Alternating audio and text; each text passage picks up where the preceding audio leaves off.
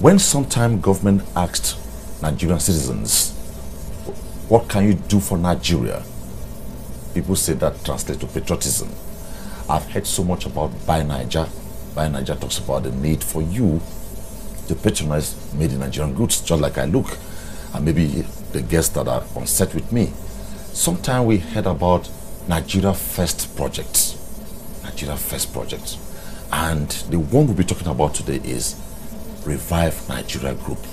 And the question is, what happened to Nigeria? Did Nigeria pass out? Did Nigeria faint? Is Nigeria dead? The answer is obviously no. My guests to discuss this, I have Wole Akonde. Wole Akonde is co-chair Revive Nigeria Group. Thanks for joining me on Insight. Thank you so very much for having me. Hubert Cheyenne, chairman launch committee of Revive Nigeria Group. Thanks for joining me on Insight. Good to be here. So what happened to Nigeria and what are you guys coming to revive in Nigeria? Let me start with you, Wole. Well, you know, it's very interesting that we are in the NTA station here to speak about Revive Nigeria, because I do recollect that the first television station in Africa was here in Nigeria. What brought that about was the can-do spirit of the Nigerian. And I think somewhere between then and now, we have lost that spirit. We have not come back to redefine what it is, first, to be a Nigerian, what we all want out of Nigeria, and to understand the fact that without a united Nigeria, we cannot get to where we want to go. And a perfect example is what we all love, the Green Eagles. We Super all, Eagles now. the Super Eagles, that we almost realize that without a united team, we cannot win. So if we all love the team, but if the fullback is playing to the side and the striker is being selfish, then the team cannot win. Cohesion and a purpose and direction is what gets us to win. And Nigeria must win. We need to bring back that which will make us great. And that's why we are Revive Nigeria. Okay, can I get your perspective? Well, I think context is very important. We evolved at a time when our unity was being threatened as a nation. The headlines, screaming headlines, we all read a few months back with deadlines, the Niger Delta Avengers, Ariwa, Youth, IPOB, and the voices of gloom and doom were beginning to dominate the space. They were beginning to suck up the oxygen in the political space. And we felt that the voices of moderation needed to take a stance. Hence the evolution of Revive Nigeria. Okay, now there's this saying, well, I'm happy we are all Nigerians here, and that says, when you see smoke, something is spraying it from somewhere. So what programs do you intend to put in place to sell these ideals to Nigerians? Well, first and foremost, within Revive Nigeria, we have 7 groups that we have recognized as the vehicles through which we are going to run our programs. We have what we call the Nigerian Study Group, which is going to be about policies and issues, where we come out with positions where we feel that Nigeria should go. The fundamental thing running through all these 7 groups that I'm going to mention is the Nigerian super story. That's what Revive Nigerian Group is about. We're not the group that tells you the doom and gloom. We're not the group that tells you everything that's wrong with Nigeria. We are the group that tells you where Nigeria can be if you do A, B, C. And so we have consistently, we're going to put out the super story for Nigeria, where Nigeria can be in 5 years, 10 years, if they do X, Y, Z. If we determine as Nigerians that this is what we want to be, what we want to look like, for example, even here in the television station, you can decide that this is the kind of television station we want to be. We want to be the best in the world. And so to be the best in the world, we need to put in policies and issues that will make us the best in the world. So going through our 7 groups, we also have recognized the diaspora. The Nigerian diaspora, if it were a state, will be the largest state in Nigeria by population. If we are looking at it by revenue, it will be the largest state by revenue in Nigeria, and it will be the 4th largest country by revenue in Africa.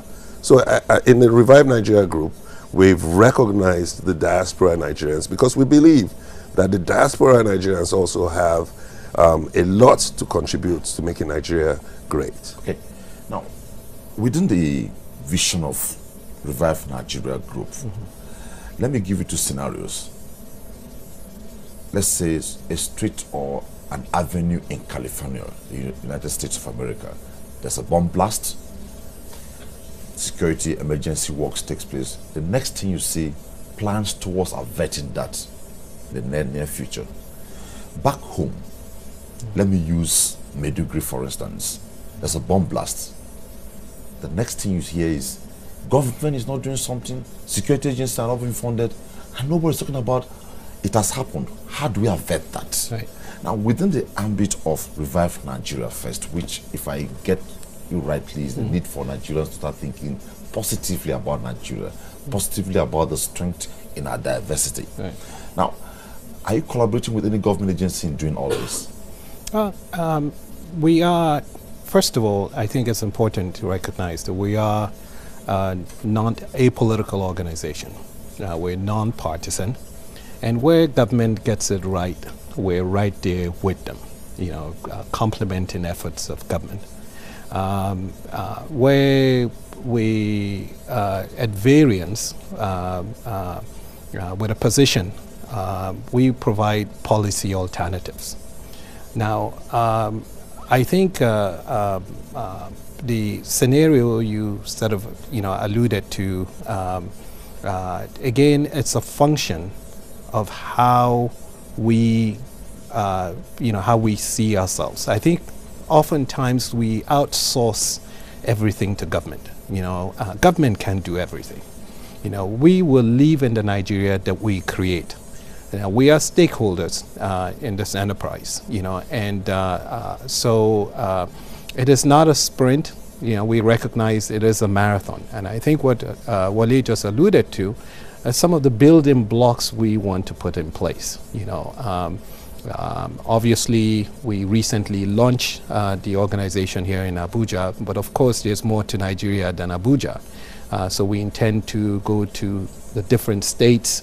That's part of our post-launch strategy in never-ending efforts to ensure that Nigerians outside of Abuja, and even in the diaspora, as he mentioned, get to be a part of this. And I think the response we've gotten, the groundswell of support since the launch of the organization, has really been heartwarming, and gives us reason, all of us, to believe that we do have a country worth fighting for. Okay, let me leave this to the 2 of you. I hear you speak on TV, on radio, and the next question is, how do I join Revive Nigeria Group? Well, first and foremost, we have a website. It's www.revivenigeria.org. That's www.revivenigeria.org. That's our website. It's our intro to the general public. On our website, you have membership forms that you can go onto the website and fill. We're on Twitter, we're on Facebook, we're on Instagram, and all the other social media platforms. So every Nigerian has... Do you have maybe based offices on ground? Well, we have an office here in Abuja first. We intend to have offices in every nook and cranny of Nigeria. However, it's going to be membership, it's going to be driven by members, in the sense that, as Hubert has said, we're a self-funding organization, so it's going to be based on the ability and capability of members to be able to take the word forward. And this has been very important to us, because one of the ethos in which we formed Nigeria, we revived Nigeria, is that if we believe in Nigeria, we will do it ourselves. that we will not need to ask anybody else. This is about service, and before service you have to sacrifice and you have to give of self. So these are the ethos in which we intend to drive, and we hope that with our deeds people will buy into it and come and be part of us to carry Nigeria to where it needs to be at. We all have a stake here, like Hubert has said. Okay. Who qualifies to be a member of Revive Nigeria Group? Who qualifies? Okay, you're Nigerian, you qualify. It's that simple. It's wide open, a cross section of Nigerians from all walks of life. There are those that really want to be active members of Revive Nigeria, and we a subscription-based organization, and there are those that just buy into the super story, that buy into this concept, but buy into this dream of Revive Nigeria. The name Revive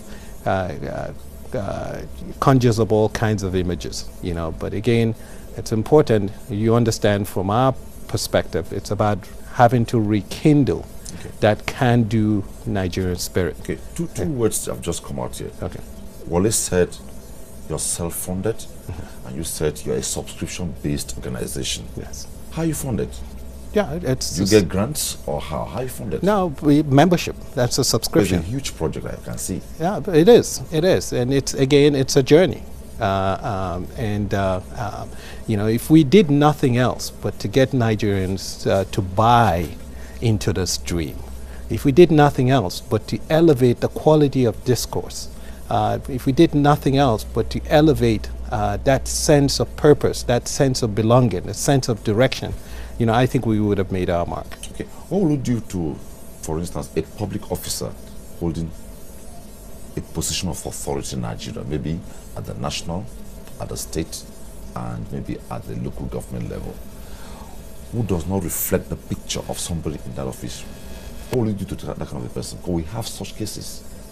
Well, one of the important things to us is to communicate to every Nigerian the importance of their vote.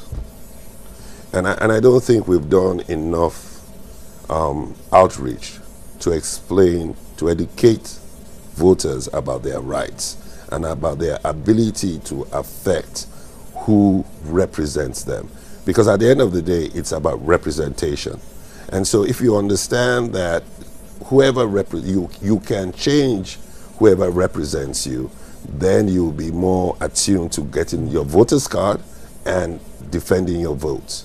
We just had a very powerful and beautiful example of this in the United States, whereby the people of a state stood up and decided on who they wanted to best represent them. And the same can happen everywhere in the world. And it's that ethos we need to bring to Nigeria for people to understand that this democracy we have now was fought for by many people. And a lot of people lost their lives.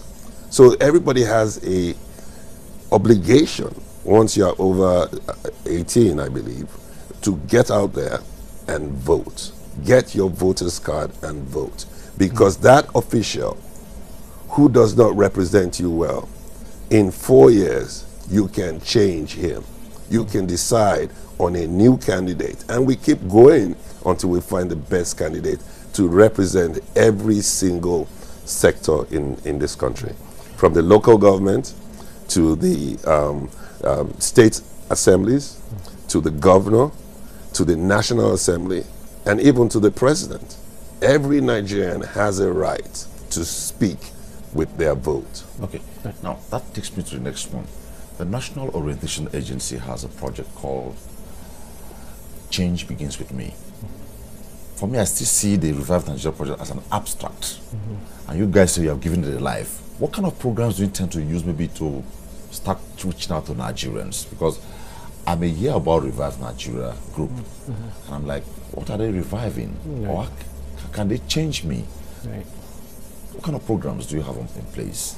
Well, first off... For instance, you are talking about the need for cohesion, selflessness, patriotism, and sacrifice, Right. and you have a Nigerian whose mindset is, it's not working, I don't believe in the system. Right. Such a person needs to be worked on. What kind of programs do you have? Okay.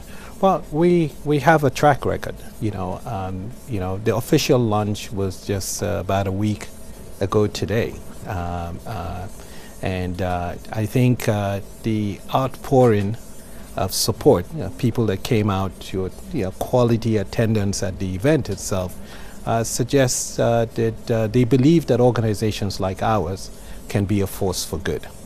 The track record I was alluding to was we had a carnival like event that took place at the Eagle Square, and this was driven by our youth development group called Mad for Niger. You know, and again, March for Niger. No, MAD. MAD. M-A-D? Yeah. Yes, M-A-D. Wow. You know,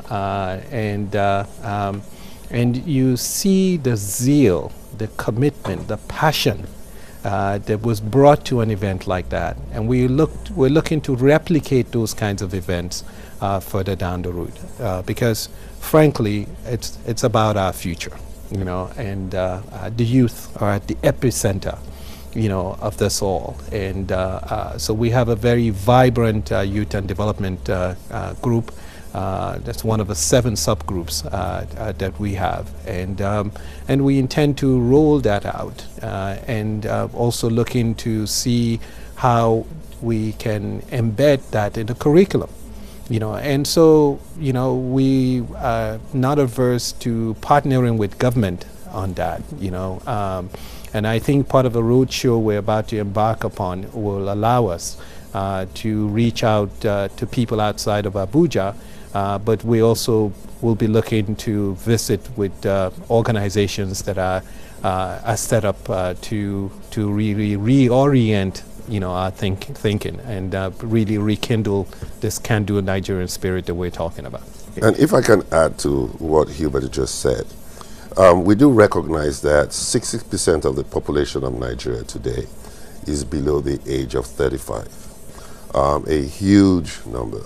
We have a youth development group that's being led by a 27-year-old who taught me a lot of things that I did not previously know. I mean, I'm closer to the side of 60 than 27. So you can imagine the disparity. And my son's age actually was, you know, and he taught me how to dab. Do you know how to dab? Do you know what it is to dab? Yeah. I never knew what it is to dab. But he says I had to do something like that. I was amazed. He said that's the way so to. I learned before you. He taught me that that's the way to communicate with the youth. So the message that's going out from Revive Nigeria has to be in a language that people understand, that people appreciate, and we want to reach everybody to understand that this project, in this project, we're all involved. Right. And that's the education we need to put out there. Educate people about what is important. To be able to do that, I want to reiterate, we need to be united in a purpose. And in the purpose is Nigeria. Once we're united in that, then we can all decide on what kind of Nigeria we want to be. You talked about getting to the airport. We can decide what kind of airport we want to have. We just have never done that. So once we decide, we're good. Right. Okay. Well, I also think the message, the compelling message of hope and promise.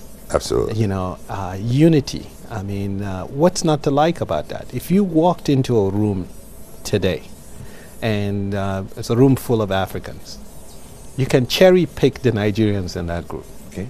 You know, there's a certain, to use a youthful phrase, swag, you know, about Nigerians. It's a chip.